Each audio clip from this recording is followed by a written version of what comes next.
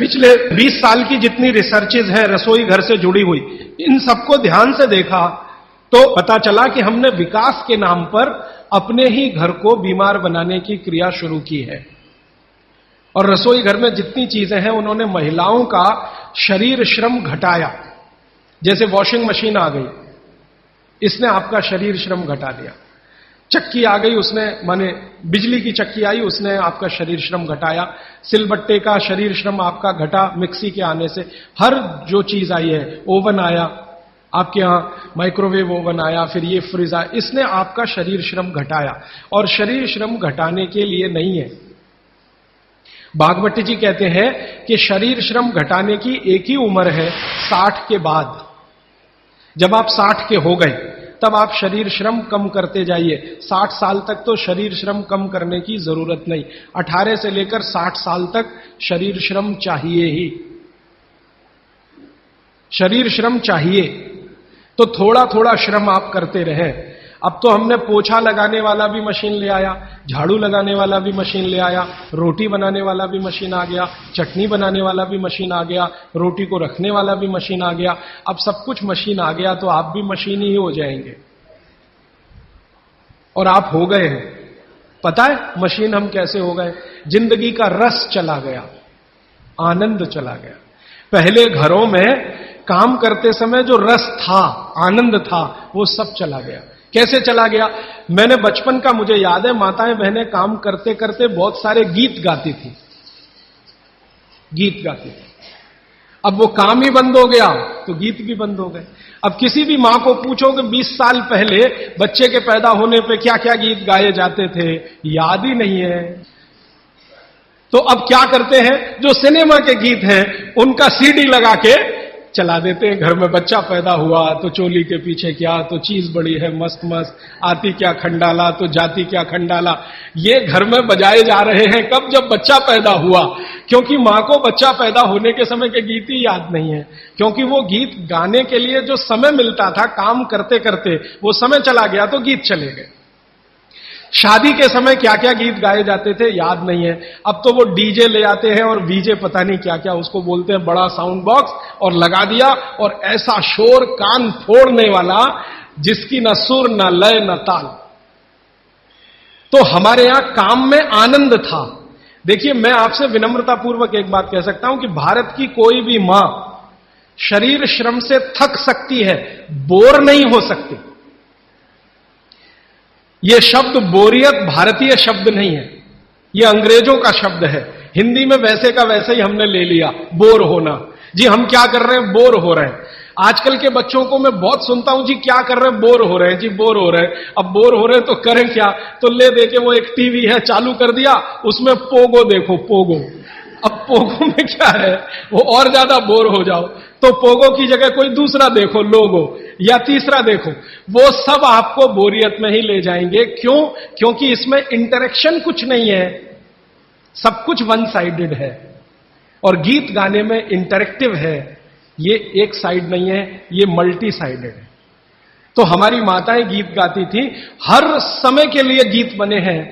पापड़ बना रही हैं, बड़ी बना रही हैं, उस समय के गीत अलग है। मसाला पीस रही हैं, उस समय के गीत अलग है। शादी के लिए मसाला पीस रहा है, उस समय के गीत अलग है। शादी के लिए पापड़ और बड़ी बन रही हैं, उस समय के गीत अलग है। ये गीत इकट्ठे आजकल मैं कर रहा हूं, हजारों की संख्या है गीतों की, लेकिन इनको लिपिबद्ध हम नहीं कर पाए, किताबें नहीं छपी, इनकी नोटबुक्स नहीं बनी, तो धीरे धीरे खत्म हो रहे हैं या तिरोहित हो रहे हैं। इन गीतों में जो सुर है, जो लय है, जो ताल है, वो हर मां के लिए आसान है। हर मां उस सुर और लय और ताल में गा सकती है। आवाज का पिच ऊपर नीचे हो सकता है, लेकिन सुर लय ताल वो सबको एक जैसा है, मालूम है, उत्तर से दक्षिण, पूरब से पश्चिम।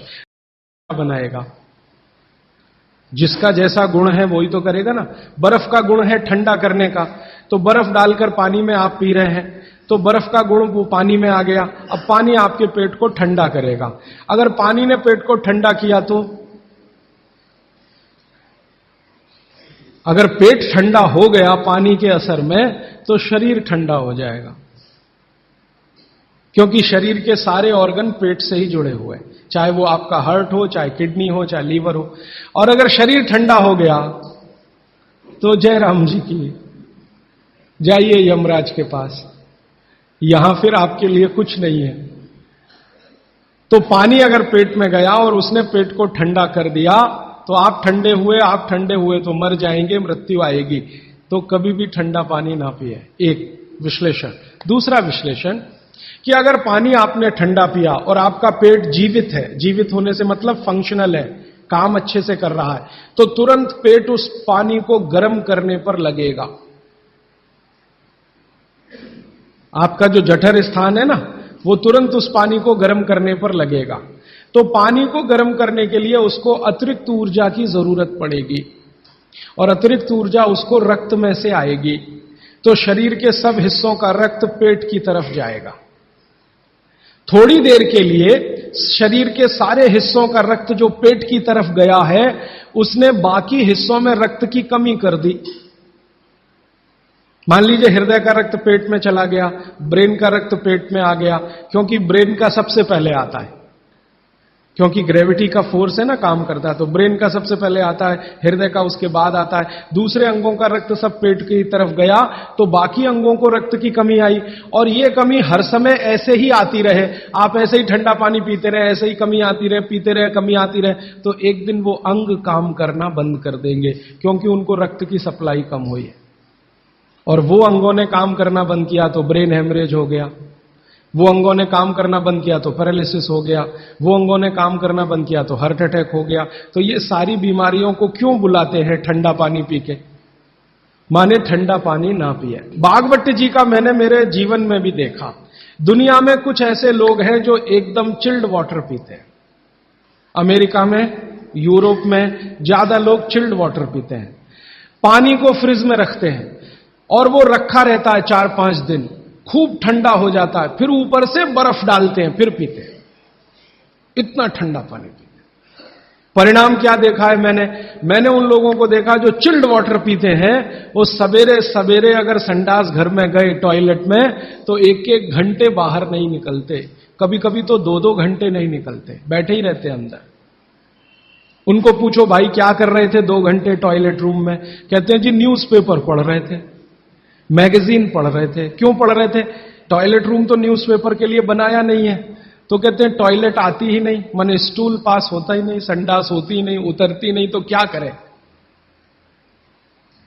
और वो बेचारे वहां बैठे बैठे कई बार इतने परेशान हो जाते हैं कि तरह तरह की आवाजें निकालते हैं, फिर भी नहीं आती।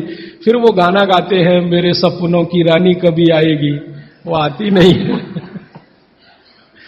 और कभी कभी जब बहुत ज्यादा परेशान हो जाते हैं ना, तो एक गाना गाते हैं, एक बार आजा आजा आजा, वो तब भी नहीं आती। ये है समस्या। माने मैं कहना यह चाहता हूं कि जो लोग बहुत ठंडा पानी पिएंगे उनको एक बीमारी है, वो है कॉन्स्टिपेशन, कब्जियत, कोष्ठबद्धता, बद्ध कोष्ठ होना।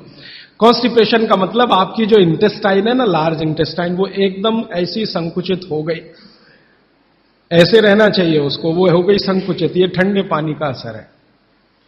तो अगर आपकी लार्ज इंटेस्टाइन ऐसी हो गई तो आपकी जिंदगी भी ऐसी ही हो जाएगी। इसलिए कभी भी ठंडा पानी ना पिए। अब परसों एक बात मैंने कही थी कि फ्रिज का रखा कुछ ना खाएं, तो ये पानी भी उसी का हिस्सा है। फ्रिज का रखा हुआ पानी ना पिए, बर्फ डाला हुआ पानी ना पिए, आइसक्रीम कभी भी ना खाएं, क्योंकि वो भी ठंडी है। और मैं आपको एक विनम्रता पूर्वक कह देता हूं, वो बात वैसे आगे आएगी। बागवट जी कहते हैं कि 2 विरुद्ध चीजें एक साथ ना खाएं कभी भी, तो गर्म भोजन और ठंडी आइसक्रीम कभी ना खाएं। अक्सर मैं शादियों में, बारातों में जाता हूं तो वहां मैंने देखा है कि भोजन गर्मा गर्म कराएंगे, अंत में आइसक्रीम जरूर खिलाएंगे। सर्वनाश, बुला बुला के हमारा सत्यानाश करते हैं। इनविटेशन देकर बुलाएंगे, आओ हमारे यहां मेहमान बनकर, तो पहले गर्म खाना खाओ, पीछे से ठंडी आइसक्रीम खाओ, ना मरो तो जल्दी मर जाओ। ऐसा आजकल आतिथ्य इस देश में चल रहा है। पहले कहते थे अतिथि देवो भव, अभी अतिथि दुश्मन भव। तो ये जो ठंडे होने की बात है, ये यहीं पर मैंने आपको जोड़ दी है। वैसे ये कल भी आने वाली है, परसों, सॉरी।